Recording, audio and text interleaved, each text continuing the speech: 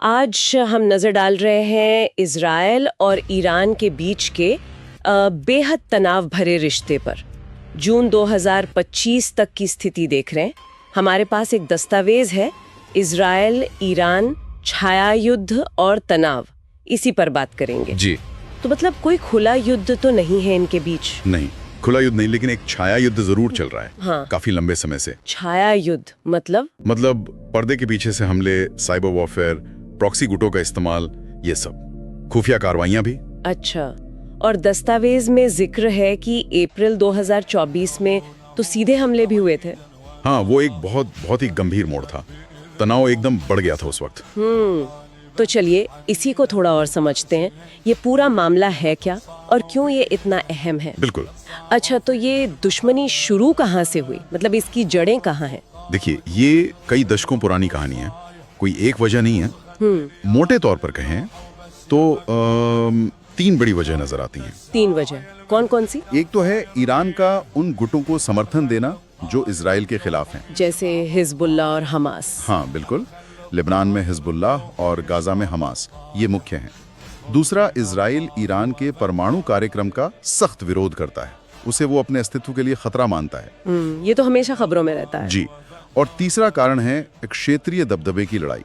दोनों ही middle east में अपना प्रभाव बढ़ाना चाहते हैं, खासकर सीरिया, इराक, लेबनान जैसी जगहों पर। हाँ, इन इलाकों में इनका टकराव साफ दिखता है।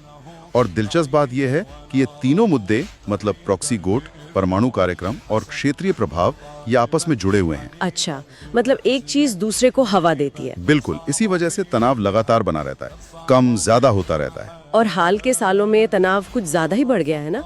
दस्तावेज क्या कहता है इस बारे में? हाँ, हाल के वर्षों में, मतलब 2023 से 2025 के बीच कई अहम घटनाएं हुई हैं। जैसे सीरिया में इजराइल के सैकड़ों हवाई हमले, ये सीधे ईरानी हथियारों और उनके सैन्य ठिकानों को निशाना बना रहे थे। ओके।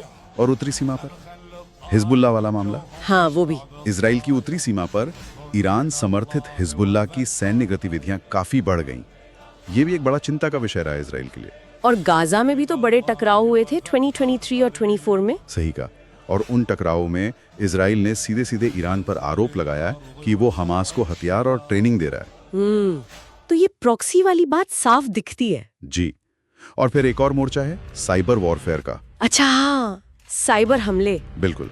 दोनों देश एक दूसरे के महत्वपूर्ण बुनियादी ढांचे पर, मतलब पानी, बिजली, बैंकिंग सिस्टम्स, परमाणु ठिकानों पर भी। हाँ, परमाणु सुविधाओं पर भी हैकिंग के आरोप लगते रहे। ये एक तरह की अदृश्य लड़ाई है जो पर्दे के पीछे लगातार चल रही है। ये तो बहुत खतरनाक है। और फिर वो अप्रैल 2024 वाली घटनाएं, जब बात लगभग सीधी टक्कर तक पहुंच गई थी। हाँ, वो बहुत ही अहम था। सीरिया में ईरानी कमांडर मारे गए थे इजरायली हमले में। और उसके जवाब में ईरान ने पहली बार सीधे इजराइल पर हमला किया। जी, मिसाइल और ड्रोन से। और फिर इजराइल ने भी ईरान के अंदर सैन्य ठिकानों पर जवाबी हमला किया। तो ये छाया युद्ध से सीधी लड़ाई का खतरा बन गया था। बिल्कुल। ये घटनाएं दिखाती हैं कि कैसे ये छाया युद्ध किसी भी पल खुली जंग में बदल सकता है। तो अभी क्या स्थिति है, मतलब मध्य 2025 में? अभी देखिए, खुला युद्ध तो नहीं है, लेकिन दोनों देश बहुत ज्यादा सतर्क हैं, हाई मिलिट्री अलर्ट पर हैं। और डिप्लोमेसी, कुछ चल रहा है पर्दे के पीछे? हाँ, कूटनीति चल रही है। अमेरिका, रूस, चीन जैसी बड़ी शक्तियां भी कोशिश कर रही हैं कि मामला और ना बिगड़े, कोई बड़ा क्षेत्रीय युद्ध ना छिड़ जाए। लेकिन माहौल बहुत नाजुक है। नाजुक मतलब जरा सी चूक या कोई गलतफहमी भी स्थिति को बहुत बिगाड़ सकती है। तो फिर वो कौन सी चिंगारी हो सकती है जो इस नाजुक शांति को तोड़ दे? स्रोत किन बातों का जिक्र करता है? कुछ संभावित कारण हैं, जैसे मान लीजिए इजराइल ने ईरान के परमाणु ठिकानों पर कोई बड़ा हमला कर दिया। वो तो बहुत बड़ा कदम होगा। हाँ, या फिर लेबनान से हिजबुल्लाह ने इजराइल पर कोई बहुत बड़ा मिसाइल हमला कर दिया। या फिर ईरान का कोई ऐसा पलटवार जो इजराइल के अंदरूनी इलाकों को निशाना बनाए। हाँ, वो भी।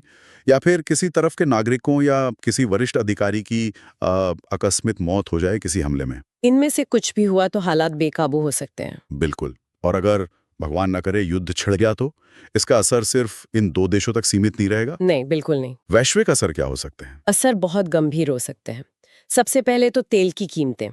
ईरान हॉर्मुज जलडमरू मध्य के पास है। हाँ, जहां से दुनिया का बहुत सारा तेल गुजरता है। सही। तो तेल की कीमतों में भारी उछाल आ सकता है।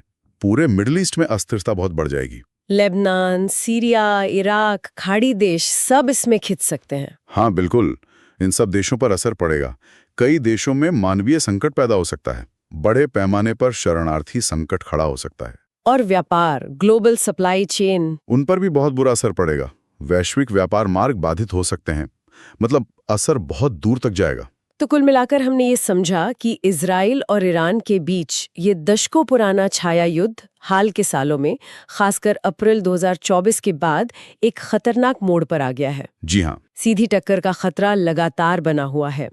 ये प्रॉक्सी लड़ाइयों, साइबर हमलों और कभी-कभी सीधी सैन्य कार्रवाइयों का एक बहुत ही उलझा हुआ जाल है, और इसके दांव बहुत ऊंचे हैं। हाँ, स्रोत यही बताते हैं कि दोनों पक्ष हाई अलर्ट पर हैं और किसी भी गलत अनुमान से, किसी मिसकैलकुलेशन से युद्ध भड़क सकता है।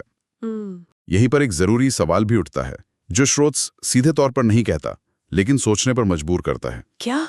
कि आज के इस दौर में, जहां सूचना और यहां तक कि गलत सूचना भी इतनी तेजी से फैलती है, सोशल मीडिया का इतना असर है, हाँ, तो क्या ये गलत अनुमान या मिसकैलकुलेशन का खतरा असल में कम हुआ है क्योंकि जानकारी ज्यादा उपलब्ध है, या फिर सोशल मीडिया और तुरंत प्रतिक्रिया देने का दबाव इसे और बढ़ा देता है? ये वाकई सोचने वाली बात है। मतलब ज्यादा जानकारी हमेशा बेटर समझ लाए, ये जरूरी नहीं। बिल्कुल, ये एक ऐसा पहलू है जिस पर शायद हमें और सोचने की जरूरत है।